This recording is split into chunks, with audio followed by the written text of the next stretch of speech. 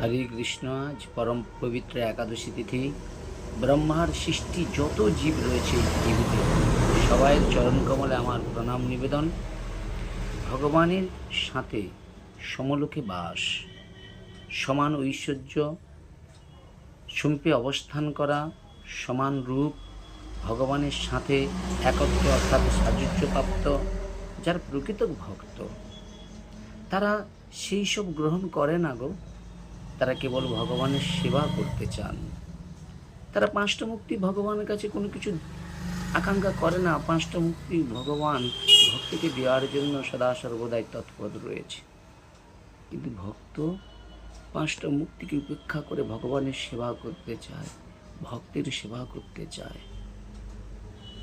কেন ভক্ত আর ভগবানের সেবা না করলে ভক্তি লাভ হবে না, জ্ঞান বৈরাগ্যের জন্ম হবে না। রাধে রাধে বলো।